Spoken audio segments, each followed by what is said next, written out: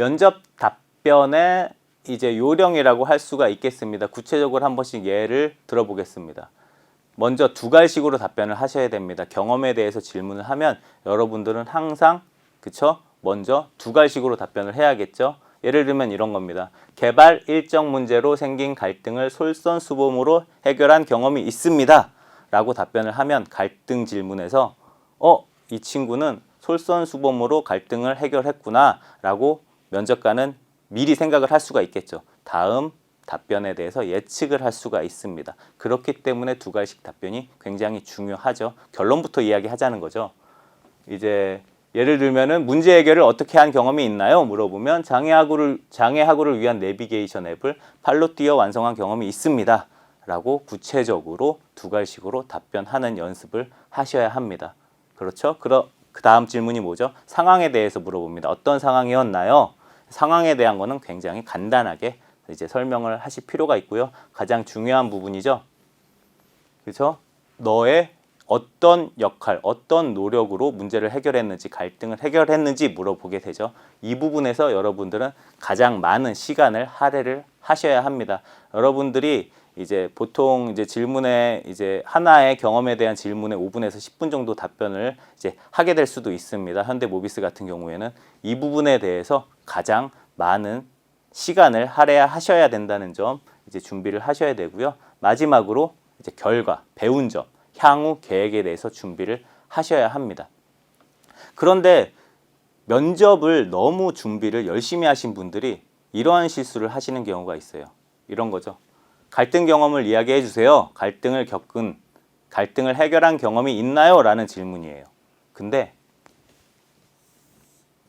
처음부터 끝까지 한 번에 다 답변을 하세요. 연습 많이 하신 분들은. 이런 거죠. 저는 솔선수범으로 해결한 경험이 있습니다. 팀 프로젝트에서 어떠한 상황이었는데요.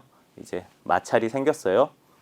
그렇기 때문에 저는 먼저 솔선수범하기 위해서 제가 맡은 임무를 먼저 이제 솔선수범을 통해서 자료를 완성해서 다른 친구들에게 줬고, 그렇게 해서 다른 친구들도 저에게 이제 저의 솔선수범의 노력에 이제 감동을 해서 같이 좋게 해결을 했다.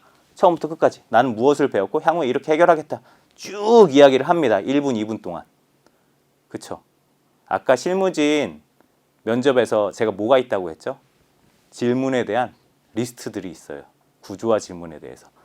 면접관들은 다음 질문, 상황에서 어떻게 질문해야지, 얘가 답변하면 너의 노력에 대해서 물어봐야지 준비를 하고 있다는 거죠. 근데 미리 다 답변을 하는 경우가 많습니다. 대화라는 것은 서로 주고받는 게 대화입니다. 그쵸? 면접은 대화라는 점 꼭 생각을 하셔야 됩니다. 일방적으로 이야기를 하시면 면접관들도 재미가 없습니다. 굉장히 주관적인 사람들인데 실무진 면접관들은 혼자서 지원자가 다 이야기를 한다. 그쵸? 재미가 없겠죠. 면접은 주고받는 대화다. 그쵸? 이런 점을 꼭 생각을 하셔서 하나하나 단계별로 질문에 대한 답을 하는 연습이 꼭 필요합니다. 이 부분은 많은 지원자들이 실수하는 부분이에요. 여러분들은 이 강의를 보신 여러분들은 꼭 연습을 하셔서 하나하나에 대한 질문에 답변하는 연습 꼭 하시기 바랍니다. 현대모비스 기출질문 자소서 한번 살펴보도록 하겠습니다. 여러분들 자소서 이제 첫 번째 뭐였죠? 여러분들의 직무 역량에 대해서 물어보는 질문이었습니다. 그죠? 핵심 직무 역량을 꼭 한번 생각을 하셔야 될 것 같고요. 두 번째 질문. 공동의 목표 달성하기 위해서 협력했던 경험입니다. 그쵸? 꼭 2개 이상을 준비를 하셔야 됩니다. 세 번째, 힘들고 어려웠거나 고난 극복 경험 또는 심각한 문제가 발생하였음에도 극복하고 임무를 완수한 경험. 그쵸? 문제 해결 경험. 2개 이상 준비하셔야 됩니다. 여러분들 자소서에 쓴 내용 물어볼 확률이 극히 적습니다. 다른 경험 이야기하라고 할 확률이 높기 때문에 2개 이상을 꼭 준비를 하시기 바랍니다. 자, 인성, 가치관 관련된 질문을 한번 살펴보도록 하겠습니다. 이제 생활신조는 무엇인가요? 라고 현대모비스에서 물어본 적이 있습니다. 또 존경하는 인물은 누구인가요? 라고 물어본 적이 있죠. 가치관에 대해서 물어봅니다. 많이 하는 실수가 생활 신조, 존경하는 인물을 물어보면 나의 생활 신조에 대해서만 설명을 하고 존경하는 인물 누구인지, 예를 들어서 아버지에 대해서 쭉 설명을 합니다. 그렇죠? 이 부분은 짧게 하셔야 됩니다. 가치관에 대해서 물어볼 경우에는 여러분들이 이 가치관을 지키기 위해 어떤 노력을 하고 있는지를 답변을 꼭 하셔야 됩니다. 예를 들면 이런 거죠. 저의 생활 신조는 지각하지 않는 것입니다. 약속을 잘 지키는 것입니다.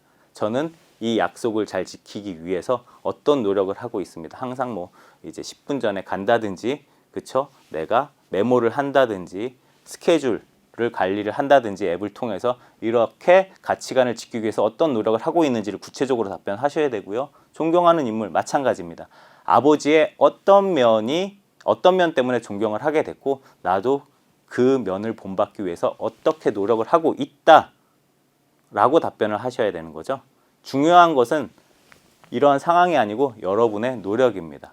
그 부분을 중점적으로 어필을 하셔야 되고요. 자신만의 스트레스 해소 방법이 있나요? 라고 물어봅니다. 굉장히 스트레스를 많이 받는 직장이기 때문에 모든 직장 생활이 그렇죠. 스트레스 해소 방법은 누구나 다 필요합니다. 건전한 스트레스 해소 방법이 있는지, 그러한 친구가 일을 더 잘한다는 인식이 요즘은 있기 때문에 여러분들만의 스트레스 해소 방법 꼭 하나씩은 준비하셔야 할 것 같습니다.